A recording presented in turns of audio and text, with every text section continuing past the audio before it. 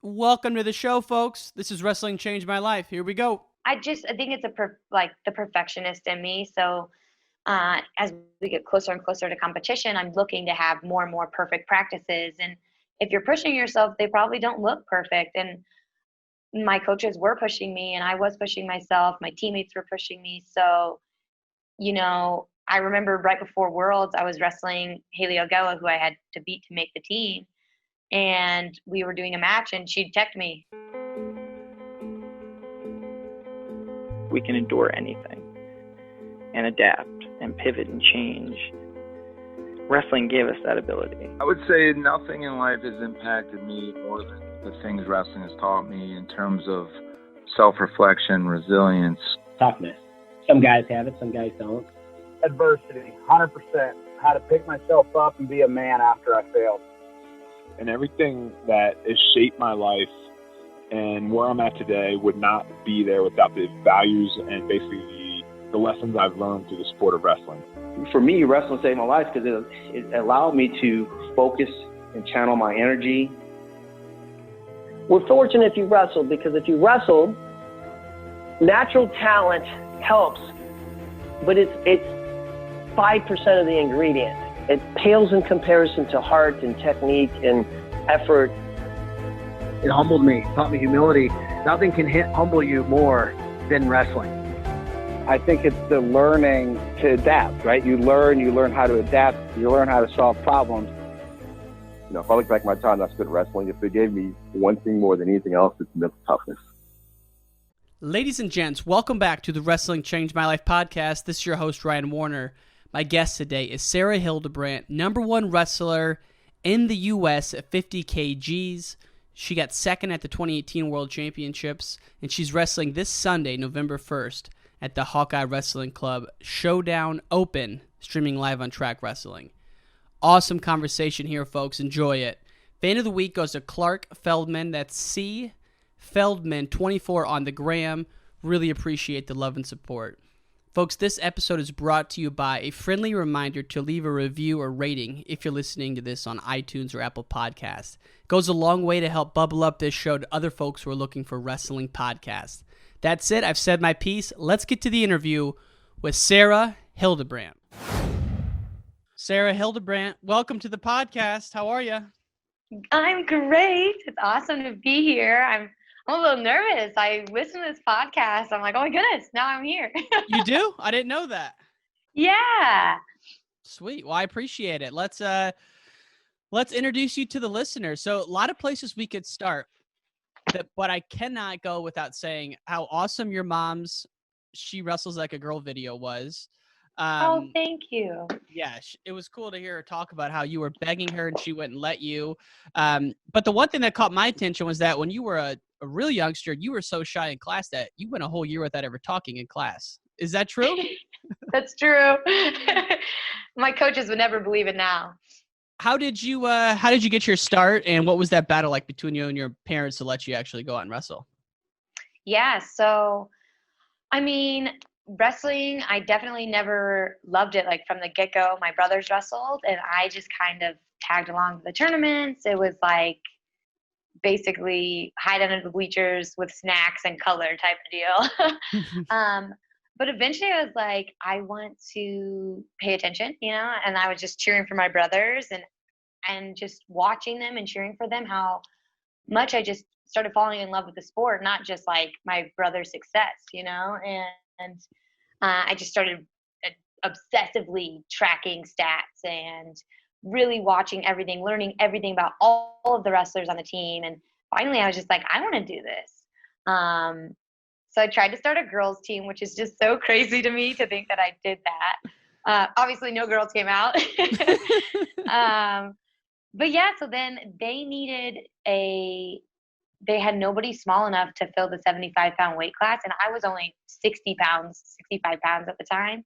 And they're like, well, shoot, she wants to wrestle. Like, just go out there. Don't get pinned. That can be our plan. So then I just had to convince my parents. And it was just like this battle of like, people are going to disagree with it. People could make fun of you, I was already very shy and very insecure. So to do something like this was very out of character for me. especially because I was just afraid of people in a way. But I didn't care. And so, you know, like in my mom's video, she's like, who am I to say no to that? And here we are. Could you share, and if you can remember this, but could you share the journal entry that you wrote the day before your first meet? It was, you read it recently on a video, and I was like, who journals that diligently at that age? Right. Actually, that was probably my third journal by then. I started journaling very seriously in like 4th grade. And I still do to this day. But yeah, gosh, I wish I had the journal around me right now, but it was something like, tomorrow is my first dual meet, and you know, I hope I do okay. I hope I don't let the team down. I hope I don't let my school down, like things like that. And just being so nervous and afraid, you know, even about other people's opinion about me, then I felt like that was probably stemming from like I had to prove something about myself to them, you know, and obviously to myself. But you could just really read the insecurity that was still there, and that wrestling was about to really change my life in that way, because about how insecure I was, and this was kind of the beginning of that. But yeah, it's just cute to look back on that stuff. Yeah, it's just, as you read it though, it made me nervous thinking back to, man, anytime you meet you know, let's say a 6th grader or 7th grader, like the moment before their first match, there's nothing more terrifying. I don't remember my first match, so I don't have that kind of recollection like you do, but you read that and I was like, man, I'm getting nervous for you, and knowing it had already happened. Right. I know. It's so funny, like just talking about this. Yesterday I was just going through old pictures, and it was just, you know, all my old pictures are me on my team, my wrestling team growing up. So it's just me and a ton of boys. And I'm like, I cannot believe I did that. I don't know if I could do that now. I'm like, gosh, just looking back, and there I was, the only girl, and like 30 boys around me. And I'm like, it's so crazy to think back on, and just every little step. And, you know, it's just really insane. It's amazing because now you're inspiring hundreds and thousands of other girls and guys, I mean, to go out there and wrestle themselves. It's cool that you grew up in a wrestling family though. And your brother Drew, it's Drew, right? At Central Michigan? Yeah. Man, what a year he was having last year before everything that happened. Right. He was on fire. But from what I hear, your mom and dad were pretty competitive, and your dad would like drive you to work out in the morning. I mean, what was it like once you were into wrestling and they had accepted it? Was it just all consuming for you? I was still playing multiple sports. So really we were just a crazy competitive athletic family growing up. Everybody tried everything. Wrestling's just all of our favorites. But yeah, I felt like I was leaning towards wrestling. I loved it more than anything else. So yeah, in the mornings, actually my mom would come with me to the workouts. I mean, freaking 5 a.m. But it was all had to be initiated from me. Like my parents weren't going to drag me or force me to do anything. So like I had to set the alarm clocks. I remember distinctly waking up at 5 a.m, trucking down to my parents' room and being like, Mom, can you wake up and drive me to practice? And, you know, they're like rolling out of bed, like, okay. So they're the best for doing that. But yeah, I would train in the mornings because I was behind. I felt like, I don't know, starting in 7th grade, I knew a lot of people had started when they were younger. So once I got to high school, I knew that I had some catching up to do. So I trained in the morning. I would run at lunchtime. I would train after practice, and then obviously practice after school. So, and then I'd go to soccer practice after that or something. You know, there was that other sport I was still doing that I was still trying to work in until maybe my senior year is when I finally just did wrestling. And that's when you had, you talked about this on the podcast you do with Ben Askren, but a hellacious weight cut to 103. I don't know how you still wrestle because it sounded brutal. What happened there? How much were you cutting? Yeah, I was actually a lot bigger than I am now in high school. And I really attribute that to, well, one, I just didn't eat healthy, but two, because of like bad weight cuts previously. And I was just caught in this vicious cycle of, you know, binge eating and binge dieting. But yeah, I walked around probably at 129, 130. And I would cut to, my senior year, I cut to 112, but I was doing that same cut to 103 my junior year. So it was just, you know, 2 years of I mean, just awful weight cutting. And I honestly wanted to quit the sport. I hated it. And it really, it's made a passion right now for me, and how I want to approach wrestling. And what I hope to change in wrestling is how we cut weight, and how we are, even us as a culture, how we kind of build this really negative, unhealthy, environment around weight cutting. And I was very much a part of that, caught up in that. And a lot of it was coming from me. It wasn't coming from my coaches. It certainly wasn't coming from my parents. But, just because of how wrestlers in general think and speak about weight cutting, I thought I was just doing what you had to do. And on top of that, I felt like, I'm wrestling boys. I don't want to wrestle 119 pounds. They start getting a lot stronger, a lot bigger. If I'm at 103, they're smaller boys, younger. So I felt like I was giving myself a competitive advantage. Well, that just speaks to how much women's wrestling has changed. I know a lot of states have wrestling now, high school women's state. But back then, how many other girls in Indiana were wrestling? Yeah, I mean, maybe like 4 were on varsity teams all across the whole state. So it was like Okay. me and Kayla Miracle were, the names in Indiana. And then there's probably a few other girls, but that's in the whole entire state. I was the only girl in my high school, and really like in northern Indiana. So it was very small. There was no women's teams. And the one thing I found was that you had a lot of success. And I noticed that you did ballet when you were younger. And there's a world champion boxer, Lomachenko, one of my favorites. When he was younger, his dad made him do ballet. So I wanted to ask you, do you ever notice any correlations or anything to your wrestling game that you maybe picked up from ballet that you still use today with footwork or anything like that? More so in like a discipline standpoint. I feel like ballet is very structured, and there's a lot of discipline there. And so from a very early age, I was put in that. And it even correlates in terms of like wrestling, like in ballet, you don't say no, you don't talk back. You do what you're told, and it's very strict. And I think wrestlers kind of have that mentality too. Like the coach is like, get on the line, you get on the line. You're not talking back. So I think in that kind of sense. But yeah, I freaking love ballet. I still have dreams of me doing ballet. Like it's still very much in my mind. But yeah, maybe there's like some flexibility still there, or I think ballet would kick my butt now. Well, it's just when you think about sports like that, gymnastics, ballet, where there's a lot of discipline, and you got to think there's got to be some carryover there. Oh, for sure. Now, one of the most interesting parts of your career came in around 2017. You had the elbow injury, and I heard you say that you were living. The only way you were a pro was that you were going to practice. Like you weren't living the life of a professional. So give us a sense of Sarah Hildebrand before and after, and what are the big changes that have taken place? Yeah, I really love that. The only way I was a pro is going to practice. That's a great way of putting it. And I think that's a line that should resonate with a lot of people. Like, is that you? And it certainly was me in 2017. And prior to that, yeah, I was a wrestler. I told people I was a wrestler, but I really was only a professional athlete from, 9 to 11:30. And maybe if we had another practice. I loved to eat whatever I wanted. Like I said, I was still crash dieting and cutting weight like that. I would stay up late. There was nothing else in my life that would have told you that I was a professional athlete. Somebody walking down the street wouldn't look at me and think I was an athlete, the way I acted, not even just, who I was. But How do you mean?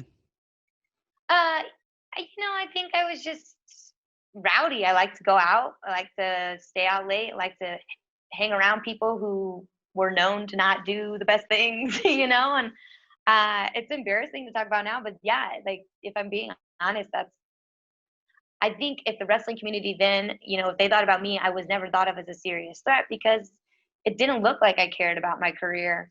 And it was so crazy because I remember caring about it so much, but I don't know if I wasn't willing to give all of me to that dream yet. Or maybe I thought I could just skate by, but it was a lot of just, half-assing it. But there was no self-reflection. There was no accountability. I was not telling myself, you're not trying your hardest. To me, this is what it was. And certainly wasn't. It's crazy to think about who I am now versus then. I'm like, gosh, what was I doing? But yeah, after I dislocated my elbow, there was just so much downtime, and I really had to reflect on if this is what I wanted to do and what did I have to do to get there. And it just, that courage to finally be completely honest with yourself and very brutally honest. And so there was just a lot of like, you need to make so many changes. And I just kind of started with, all right, I want to change weight classes. And that kind of shuffled me into where everything else started changing. So my diet changed, and that naturally changed who I hung out with, because like, I don't want to go out to eat with these people every day, or I'm not going to go out drinking, something like that. And really just one by one, more and more good habits kind of just naturally fell into place. And it gave me, when I would figure one out, it gave me the opportunity to turn to another. So yeah, I would say I'm a complete 180 from 2017 Sarah to 2020 Sarah. And I'm still searching and finding new ways to improve. Well, it's interesting because you were in that comfortable space of, you were still winning. In fact, you made a world team in 2016, so you were still winning, kind of like when someone makes a good salary, but it's not enough to say, you're not making $1 million, but you're also not making $0, right? So you're in that comfortable space where you don't have to change and you can kind of get by. And so you had that injury, and it's just interesting that because of that downtime, and I don't know, maybe you saw something else that caused you to self-reflect, but that it just seems like one of the biggest turning points in your life outside of going out for wrestling. Oh, 100%. I mean, I remember the change was so, probably to some people it looked very quick, and it was so drastic that coaches were coming up to me at tournaments like, what happened? Like you could see it. It was a very visible change. It was so drastic. But yeah, I mean, it's really that injury, and then having the ability to, hold myself accountable for everything that's happened to me, just catapulted my whole life, and really just how I approach anything, versus whether it's wrestling or any problem that's coming to me at this point. It's really like, how can I reflect on myself, and how can I hold myself accountable to make this better? And I think we'd all do well, and if we could all hold ourselves accountable, look inward and see where maybe our shortcomings are, or how can we make this where we can fix things, what can I do, give myself that control. I think that could really help a lot of things. Well, and you think about now, you're a professional in every sense of the word, super disciplined. You're one of the rising stars. You have your own clothing line with Rudis. What does a day in the life look like for Sarah Hildebrand? What time do you get up? What time do you go to bed? What are you eating? All that stuff. Yeah. So I'm an early riser. I love the mornings. I say I get up about 5 in the morning. I don't set alarms. So that's like another thing I noticed once I started kind of zeroing on my life. I stopped setting alarms because I felt like they woke me up cranky. And so now I just wake up whenever my body tells me to. And if I slept in and slept through practice, to me, I'm like, okay, that's what I needed today. But I almost always find myself naturally waking up about 5 a.m. And yeah, I just love a nice slow morning, a yummy breakfast, and nice coffee. I eat pretty clean most of the time. So, I'm always throwing veg in there, but I love bread. I'm a huge bread girl, so toast always. But yeah, lots of chicken, rice, things like that. But practice is from 9 to 11, and then I come home for a pretty quick time, and then I go back to practice at 2:30 or 3, and then usually I leave training then by 6 o'clock. So sauna and all that stuff, come home, and I go to bed at about 8:30 if I'm staying up late. But I know I'll come home and it'll be 8 o'clock, and I'll turn to my boyfriend. I'm like, I need to go to bed. I'm sorry. So 2-a-days most days. Yeah, always work out twice a day. Sometimes it's interchanged with lifting or another mat practice. But I'll go 2-a-days, Monday, Tuesday, Wednesday I'm not really on the mat as much, but I'll work out probably twice, whether it's just stretching and a run or something like that. And then Thursday, Friday, 2 days. And then Saturday, I just do a workout in the morning. And Sunday, I'll usually do like yoga or something. And if you're not wrestling, what kind of strength and conditioning is it? Is it simply a 3-mile run? Is it timed intervals? What does that look like? Yeah, so I'll lift weights like with Olympic weights, Olympic lifts or anything like that on 3 days a week. And then I do cardio every single day of the week against my coach's wishes. I'm a cardio endurance fiend. I love endurance training. But due to just, I'm trying to train smarter. And so I kind of limit it to more like interval things or not running as long. But if I could be on a treadmill all day, I would be on a treadmill all day. Wow. That's crazy. So would you like to do ultra marathon trail running at some point?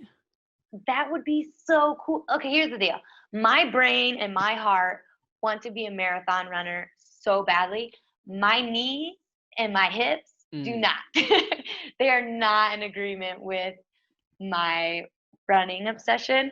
But who knows? Maybe after I'm done wrestling, my wish is that my body feels better, not feels worse. So I would love to explore that. I know I will run a marathon at one point in my life, but who knows how much, where it could grow from that. So I just can't train like that right now.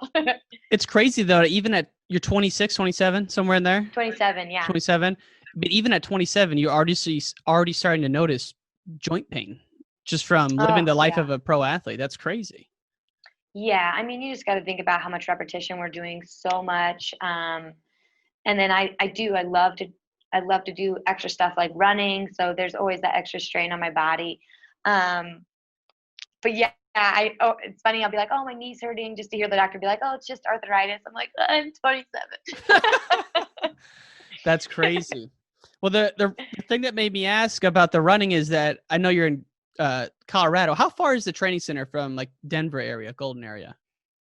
I would say like hour and a half. Okay. There's a lady who I've interviewed, lives in Golden. Her name's Courtney Dewalter.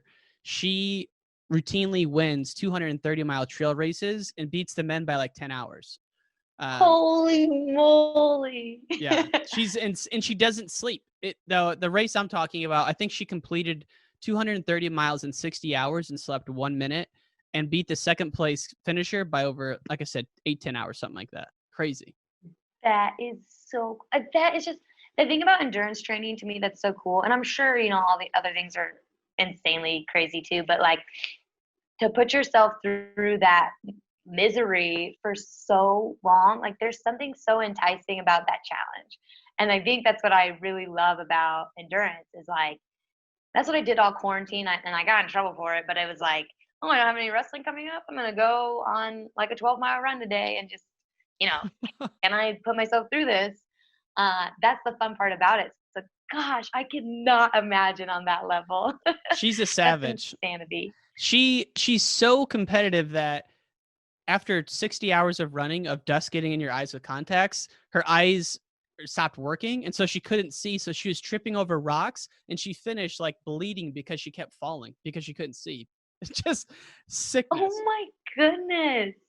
That is just. I could see you doing that though. That's why I bring it up. Someone as like disciplined and determined as you, I could see that. Oh yeah. I'm down to try. I mean, just hearing you say that, I'm like, well, I wonder if I could do it. Well, the one thing I was also dying to ask you is I noticed you're a baker and the pecan pie that you baked last week, it looks ridiculous. Was it pecan? What was it? My cake yes. I just saw on Instagram. Yeah. Yep. No, well, it was a cake, but there was a pecan pie filling in there. Yes. And it was a brown sugar cake with brown sugar. I think it was Swiss meringue buttercream. So yes, I love baking. I have the biggest sweet tooth in the whole wide world. So I cannot wait to explore baking more. We're talking about after wrestling. Yeah. That's another avenue that I would love to explore. It's definitely harder right now because I can't have cakes in my house every day against what my heart wants. But yes, thanks. Thank you for saying that looked yummy. it took 5 hours. I was just surprised because I know you're, cutting down to 50 for the Olympics must be, I mean, what's that, 110? So Yes. lighter than high school. I know how bad that cut was. So I'm like, does she do that thing that wrestlers do where they bake food for other people and they don't eat it themselves? 100%. My boyfriend, I'm always just trying to shove things his way, or if there's a girl on the team who needs to gain weight, I'm like, here you go. Adeline, she's always someone who's like, wants to gain weight, and I'm like, okay, I need to whip up something for them, but I'm always sneaking bites as I go, and I think that's kind of why I like it, is because I'm like, oh, I just snuck a little bite, but by the end of it, I probably licked half the bowl of buttercream. So well, I didn't know that I have real challenges with the altitude. Like I just don't know how people live up there, but I guess there's some kind of baking altitude issue as well. I didn't know that. Don't get me going. So bread is like my favorite. Bread is, and that is so particular. I mean, it's just so finicky. Like it will change. Your whole loaf could change based on the weather. If you're 5 degrees hotter outside or anything like that, how wet or dry it is. Really? Yeah. So the altitude brings in a whole new layer of that to baking. And it's all just, scientific reactions. So, being higher up in the air makes a difference. So yeah, I haven't quite mastered it. So I'm hoping I'm actually a little better than I am in Colorado. I need to go back home to Indiana. Maybe I'm like secretly doing okay. Get back down to sea level. That's right. Right. I'm altitude baking just like I altitude train. So well, speaking of the training, I mean, you're known as someone where I watch a lot of your matches. You have the gas tank and you are going the whole time. One of the years that jumps out to me, as I'm saying this, I keep thinking back to the wild match you had with Victoria Anthony at Mateo Pellicone. That was ridiculous. That's like an example of just gas tank. But what I wanted to talk about was 2018, because your competition schedule that year is what I wish everyone did. You were gone a lot. Talk about your 2018 schedule leading up to Final X. Yeah, no, I was overseas probably half the year, like literally of days, probably half the year overseas. Mostly because I want to get status on United. No, I'm just kidding. But I love to compete. It is my absolute favorite. I feel like there's, types of wrestlers. There's wrestlers who love to like nitpick and pick things apart. There's wrestlers who love to drill. I love to go live. If I only went live at practice every day, I would be happy. So for me, it's like, if it's between staying home and going to practice or going to Europe and competing, I'm going to pick competing every single time. So, and I love that just because I feel like it offers me a lot, right? Where I need to improve, where I'm doing well. It challenges your mind mentally. It challenges your lungs. So yeah, I was overseas competing, everywhere. And I felt like that just gave me the confidence going into Final X. I'd wrestled every type of wrestler you could, so many different looks, different partners. I get to train with people overseas. So going into Final X to try and, make that world team, I felt very confident I could get the job done domestically and then again, internationally. And when you go to, a lot of us had never been on one of these international tours. I've never been. When you go, let's say the Oregon, when you go to that, it's a 1 day, 2 day tournament. How long are you actually there beforehand and afterwards training? Because you look at the Oregon, a lot of times you could go 0-1 and that's it. You've traveled to Russia 20 hours. And so I'm just curious, what goes on kind of before and after the tournaments when you go on one of those tours? Yeah, I mean, sometimes we're only there for tournaments like that. We do not get there that early. So I really will travel for like freaking 25 hours and then, you're wrestling in a day and a half. So it's a very quick turnaround from that travel. But usually we try and extend our stays, try and do some type of camp afterwards because it's so important to get that international feel. Can we get with new training partners, things like that. But there is something to be said about stepping off a plane and being ready. Like, is your weight in check? Shake off the jet lag as best you can. and slap hands and it's go time. So especially those trips to Russia, man, they're so long. So long. I was looking this morning. I think the 2022 World Championships are in Krasnoyarsk, and I I texted my brother, and we've never been to one, but ever since 2018, we've just been dying to go. And I'm like, man, that it'd be cool to go to the motherland to see a World Championships, though, like where they, Yeah. they really love it over there. Oh, they'll do it up. Yeah. Honestly, though, I love Krasnoyarsk. I love that tournament. Like we'll be staying at a hotel, but they know the wrestlers are going to be there. They'll put a scale on every floor of the hotel to go check your weight. Anybody who's there, they put like heaters in the workout room, extra heaters to cut weight. I mean, come on, man, imagine if they did that in the States. That'd be so cool. You're like, I feel like people are always trying to find a scale or like turning up the heater in the workout room in the hotels, but they really are so hospitable, and it's a great tournament. Obviously the fans love it, so that is one to go to. I think they'll do an amazing job. Well, and as that year was building up, 2018, you went to all these tournaments, as you said. You're traveling the world, making weight, just really living the life. You make the team, and I had to ask you. You said that before the World Championships of 2018, every day you would cry every day, and I just wanted to know what happened, and were you battling some self-doubt going into that? Oh, for sure. I'm still a big crier. Not much has changed there.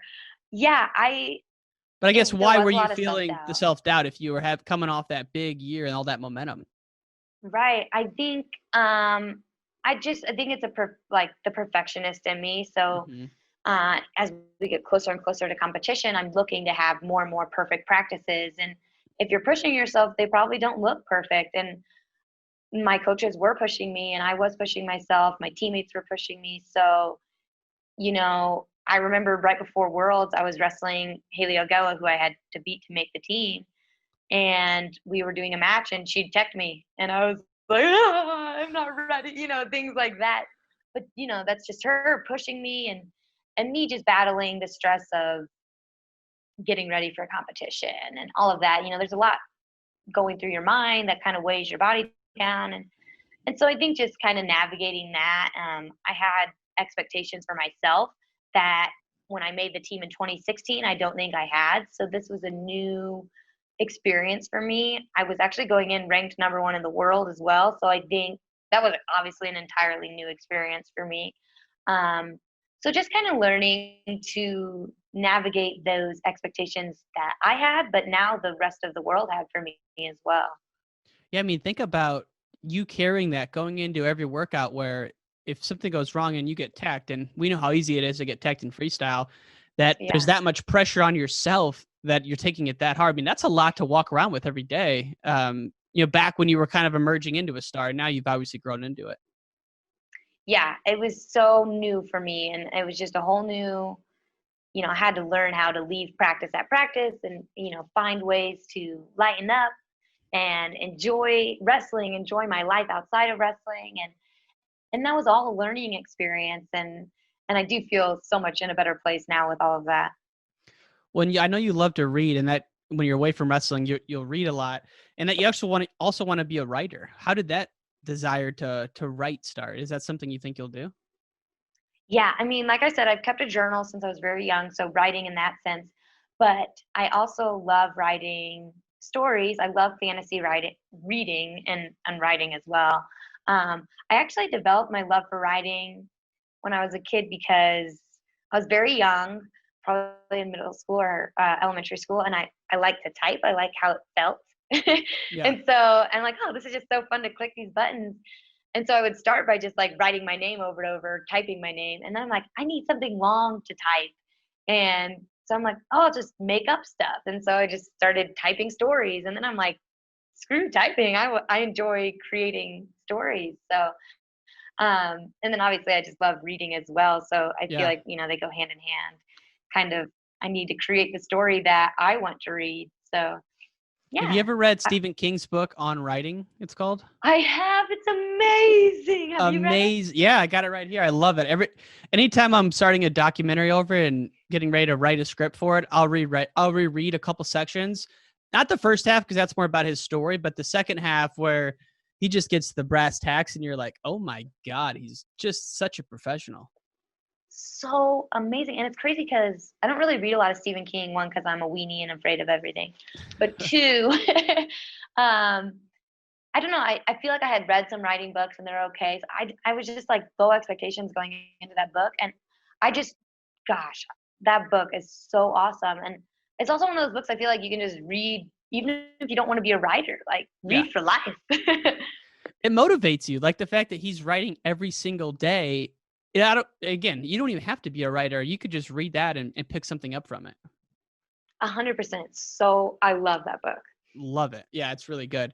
And so you got a lot going on in your life, and you got your professional athlete, you got this Rudis partnership. How did that all come about, and what was your reaction the first time they reached out? Yeah, so they reached out to me. They obviously don't have any of my information, so it was through Instagram at first. And I didn't believe it was real. I'm like, this is a fake account or something. And like, I'm like clicking on it. I'm like, surely this isn't really them. Like, I cannot believe this. And, I had got, email us. We'd love to talk or set something up. So I just remember emailing them and being like, I hope these are actually them. Like, coming from their profile, but what if they're just like trolling me or something? But yeah, so they reached out and they're just such a professional, amazing company. They flew me out to Ohio. I met them. We're in this big boardroom. They have a slideshow with my face on it. They roll out the red carpet. And I'm just like, this is so cool. And anyway, I bring my parents because this is like, a big, almost like a business deal. And I never had done anything like that before. I didn't want to be alone. Yeah, do you have and an so agent we're sitting with you? around. No agent. My dad and my mom are my agents. Okay, perfect. Momager, dadager. But yeah, so we're just talking and I know my dad was like wanted to go reconvene and talk as a family and Rudis was looking at me and I'm like, I'm in. I don't care what they say. Let's do this. Because I was so excited and like, everything they presented to me is just amazing. And so I just remember my dad being like, we need to convene. But I was like, no, this is who I want to be with. And since then, I mean, the relationship has only grown from a business one to a family one. And I'm so lucky to have that they reached out to me. And it's really a really great fit. Yeah, when you go to that headquarters, I've only been there one time, but Matt Derlin was so nice to have me one time. And you walk around there and you're like, this is where every wrestling person should work. Like the warehouse part of it, it's just wrestling gear. I mean, for as far as you can see. And then, they have all the t-shirts, and then the lobby, they have all the trophies and historical gear from like Dave Schultz and Colad. It's like one of the coolest buildings I've ever been in, period. Yeah, it's a little museum right when you walk in. I'm like, oh, it's so neat. And then I remember I went there the first time and I'm like looking at everything, just so amazed. And then I came back in 2019 and they had me up there. I'm like, this is so cool. That's me. That's awesome. No, it's when you're around Jesse Lang, that guy is like a visionary. If I'm pronouncing, I think it's Jesse, right? The CEO. Yeah. Mm-hmm. He's like a Steve Jobs of the wrestling apparel world. He's on his game. He really is. And I mean, every time I get messages from them about, directions they want to go or ideas they have, I'm just like, genius. Yes. Why didn't I think about this? I mean, they're constantly coming up with new things, new ideas, from marketing to gear to just, training, even for me. Like, I mean, they just constantly have ideas. It's just so neat. I love that. I love how creative they are. Creativity, that's something I love to indulge in. And so to have that in wrestling and as my sponsor, they're awesome. It's so great to be a part of. And their designers are great. Like their shoes look slick. Everything they do just looks really, really solid. Oh yeah, they definitely pride themselves in that, and they have a great bunch. The whole design team, and I remember when designing my clothes, just the questions they asked. Like to me, I'm like, you design a brand, I'm thinking, okay, colors, fit, things like that. They came to me and they dug into my soul, and that's how we designed the brand.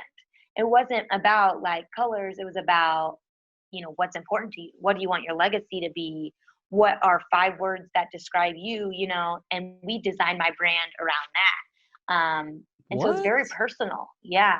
Wow. That's deep. You know, that's getting really into it.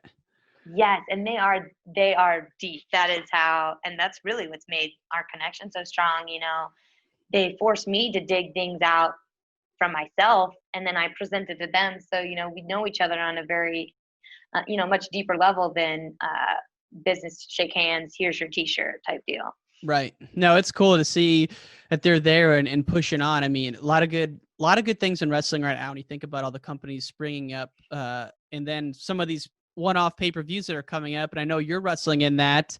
We'll wind down with that. Talk about this upcoming match and how that came to be. Yes. So pumped. Oh my goodness. Yeah, be back in Iowa City next week. So Tom Brands reached out to me. Again, one of those moments where you're like, is this real? Is this actually Tom Brands? Email, call, Instagram, Twitter? Text message. Okay. And then one time he just like one-off called me and I wasn't expecting it. And he was like, I think he said like, hey, what's up? And I was like, I'm good.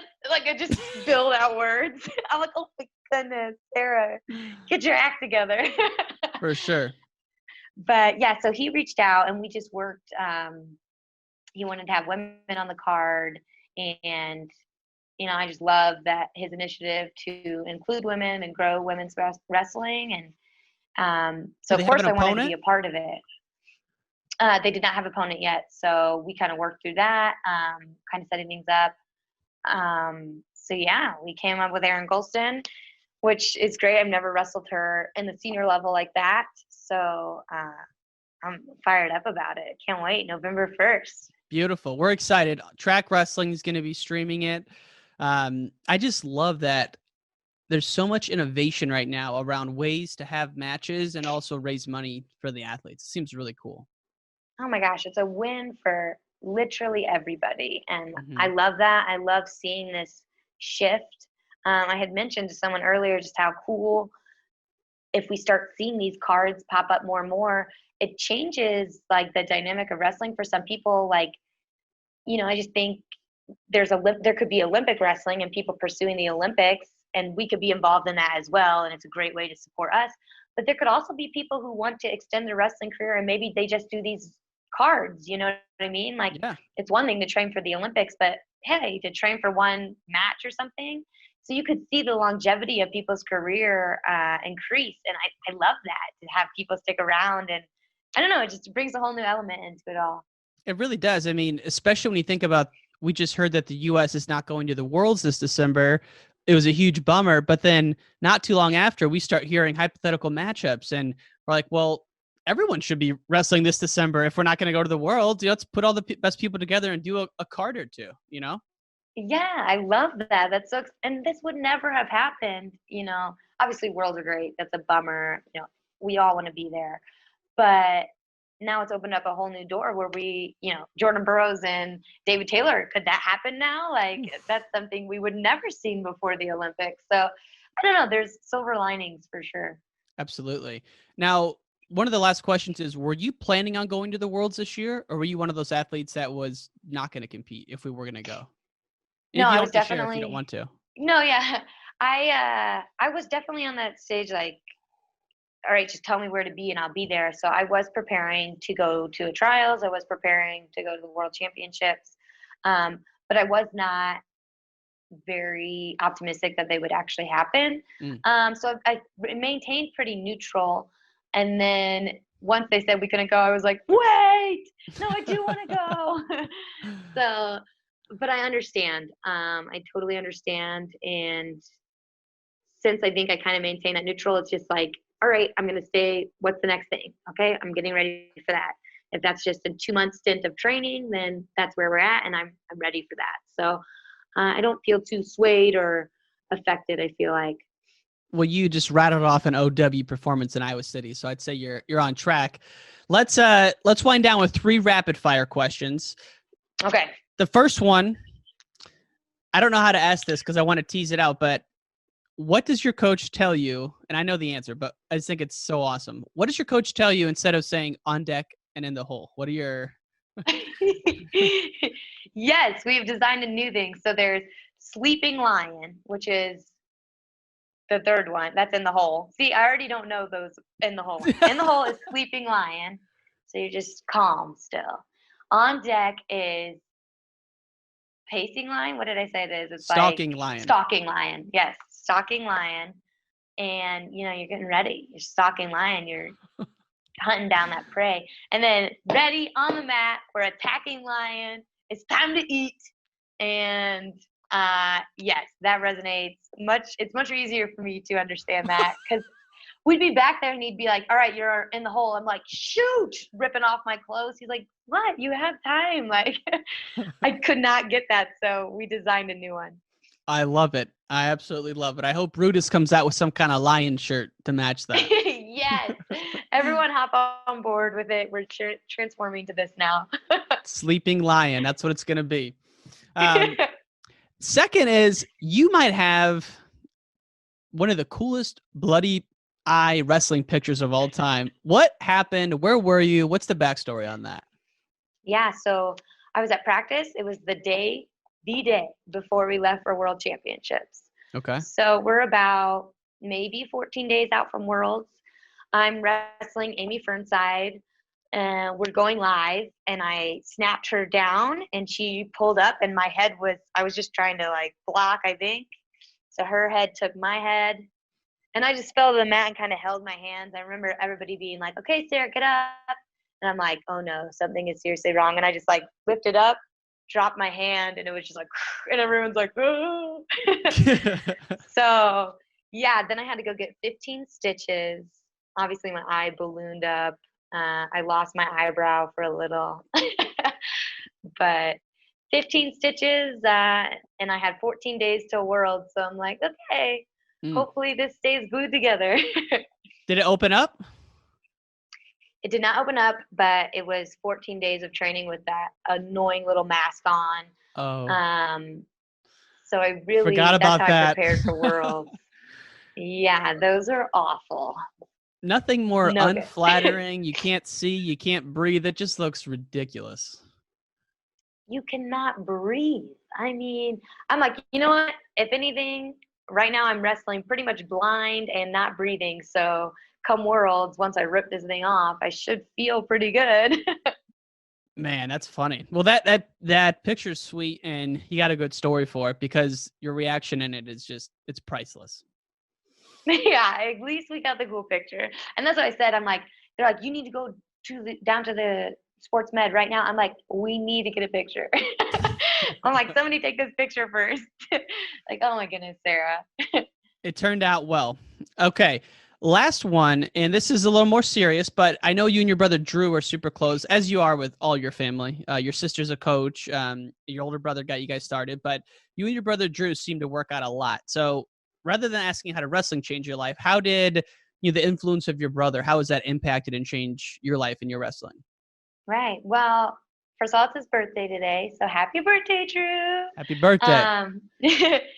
But yeah, I think just having somebody who is trying to pursue something that you're pursuing that means so much to you, like that is such a special bond, right? That brings someone so close together. So to see him push through things, it just gives me hope that I can do it, and it's inspiring to see him improve and look for new ways to better himself and kind of challenging each other in that way. And it's always been very indirect. Like, we're not like, oh, I'm going to place higher than you. It's just, we really do wish the best for each other. And so, constantly, even just this morning, I'm wishing him a happy birthday. I'm like, thank you for inspiring me. Thank you for showing up for yourself, because that makes me want to do that for me. And just having somebody who really wants to see you succeed. And I love that. And that's a huge part of my success. So I'm so happy that I get to be chasing these dreams down with him. And, he is attacking lion. So I'm excited, happy to have that in my corner. So. I bet you, because I know you guys used to wrestle a lot. Could you notice a huge difference between high school Drew and college Drew, like after you'd been up there for a while? Oh my gosh. Yeah, that is like, I stand no hope now. It's like when I tie up with him, it's like a freaking rock. I mean, obviously I'm a lot smaller now too, but just it's so cool to go home and even just watching him wrestle, I feel like I pick up so much. And so to be able to translate that, but he is just so intelligent, can help me so much.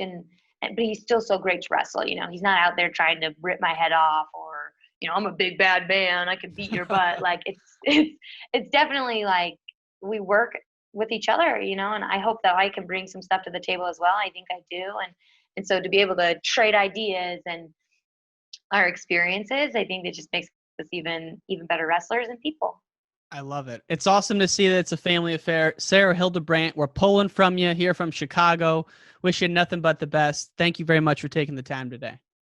Thank you so much. It's been an honor. Take care. You too. And all great things must come to an end. If you want to hear more from the podcast, text WRESTLE to 555-888. That's WRESTLE to 555-888. You can also find us on Instagram, Wrestling Changed My Life, Twitter, Ryan_N_Warner, as well as our website, WrestlingChangedMyLife.com. Take care, y'all. Take care, y'all. Take care, y'all. Take care, y'all. Take care, y'all. Take care, y'all.